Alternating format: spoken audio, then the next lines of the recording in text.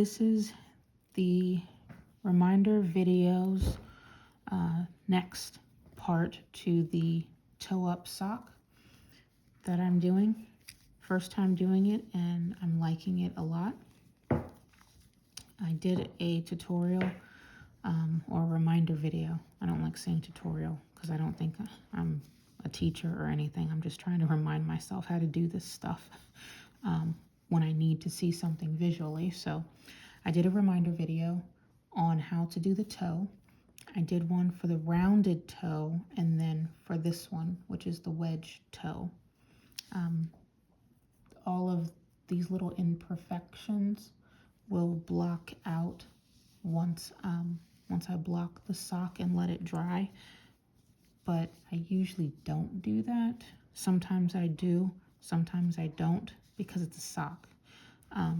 Eventually, once I wear it, I'll wash it, it'll block out. I don't need to block it out before I wear it. But anyways, I wanted to do the tutorial on the toe, which I did, or reminder video on the toe, which I did. And I wanted to make sure that I knitted from my foot from toe to where I needed to make the heel, which was 52 rounds of knitting. I wear a 9.5, 10 women's shoe. So that amount from toe to heel, where the heel starts, is a good length for my foot. And if I'm doing cuff down, once I'm done with the heel, it is still 52 rounds from the heel until I start the toe. So this portion is 52 rounds, and I went ahead and tried out an Eye of Partridge sock from the bottom up, toe up, and it worked out really, really good, especially for a first time. What I noticed, the left and right side of this heel turn is much more even than when I go from cuff down, meaning one side when I go cuff down is always nice and neat, and then the opposite side always seems to just be off somehow. So these two sides look pretty identical to me, and I like that. The gusset I thought was going to be crazy hard, and it wasn't. After doing a little bit of research, you still do your standard, once you're done with your heel and your heel turn, and you start with your gusset, picking up your stitches, and normally I pick up anywhere between 16 to maybe even 18 stitches for my foot, just to make sure I don't get holes, because I don't like holes in these little intersections of the gusset. So once I did the heel turn, and the picked up stitches, and I started my decreases, I did my normal knit two together at the beginning of the round, which would have been on this side for me.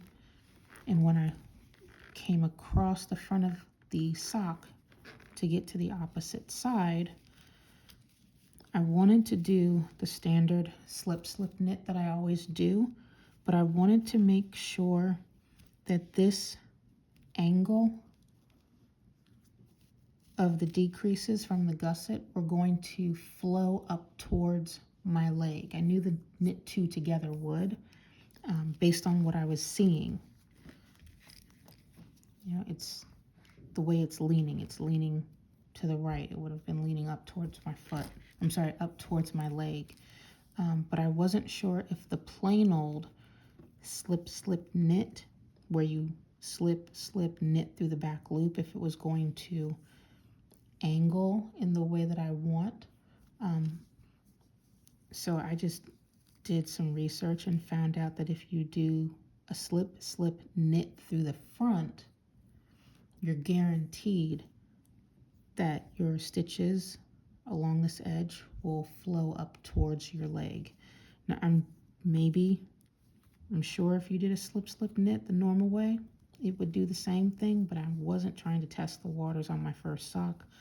So I did research and I tested out the slip knit through the front, and it worked perfectly. So both sides will flow up towards my leg. So this is what it looks like when it's laid out flat. You have your entire toe, you have your foot, you have your heel, and then it's starting to flow up towards ankle bone, would be right about here, and then it will continue up to wherever I choose to stop. And I think since I'm doing it on magic loop, I just have them split apart right now. I'm just going to knit till I run out of yarn.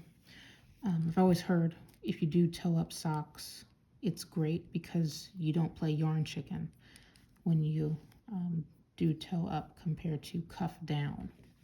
So we'll see, but I'm just going to knit until there's nothing left to knit. So I'm doing contrasting toe, heel, and cuff. I'm using for my heel, just like I did for my toe, double pointed needles. These are size 0. This is the Cozy Knitter sock yarn made by the Cozy Knitter. I think, if I'm not mistaken, the color was maybe raspberry souffle. Hope I'm remembering that correctly. It was definitely raspberry. But it's just self-striping yarn, and it came with the striping yarn and then the contrasting color, which is a part of the stripes. So for the Eye of Partridge Hill, which is what I'm going to do because I like the squish and the comfort of a heel flap and gusset, and I really like the Eye of Partridge Hill. I'm going to do the setup round, and then I'll do another reminder video on how to continue, just because of timing for right now. So for the Eye of Partridge Hill, toe up, let's go ahead and do the setup round.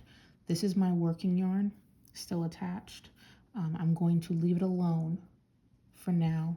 This is going to be my heel needle. I've got my front stitch marker to tell me that this is the front of the sock. My little butterbeer here is going to tell me that this is the beginning of the round, but this is the back of my sock. So I'm going to go ahead and leave that alone and grab my contrast color, give myself a decent tail to weave in.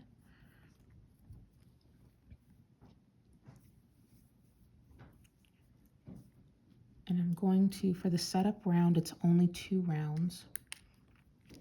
I'm just going to knit across all the way to the last stitch. And on that last knit stitch, I'm going to knit it through the back loop.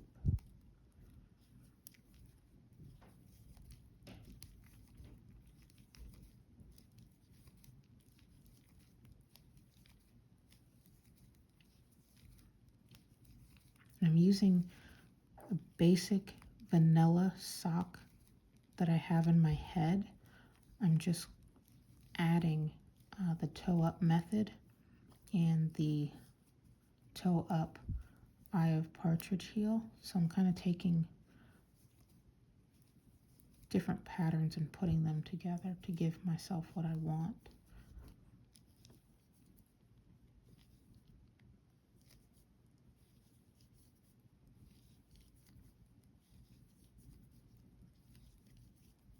Okay, last stitch, I'm going to knit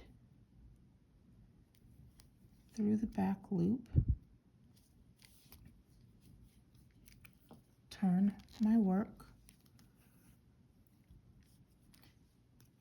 and if you're on double pointed needles like I am, if anyone's watching this, and you find that your needles are stabbing you along the way, put this front needle for the front of your foot, for the top of your foot.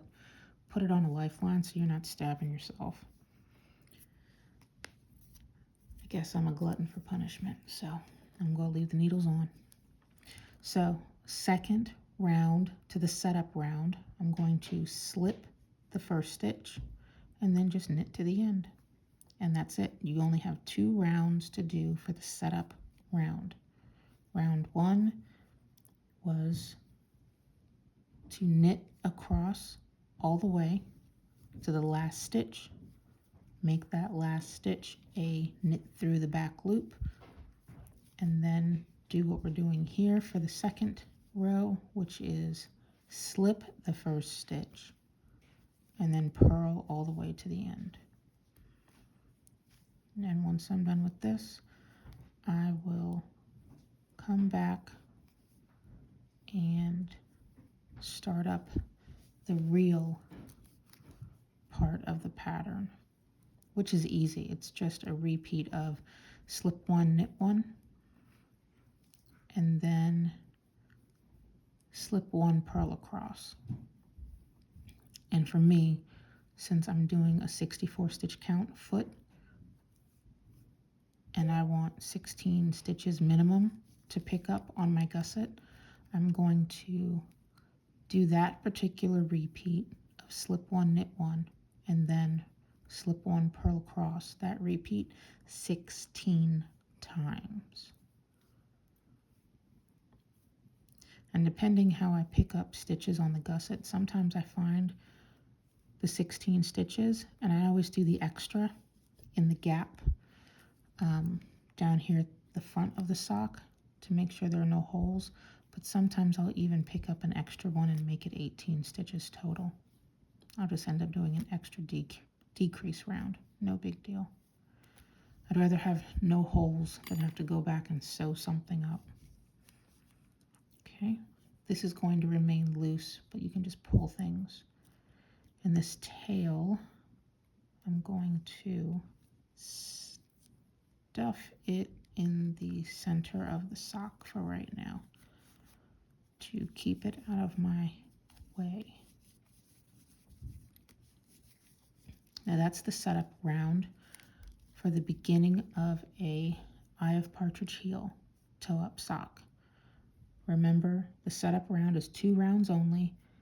Knit across the entire stretch, knit through the back loop on the last one, turn, slip the first stitch, and then purl all the way across.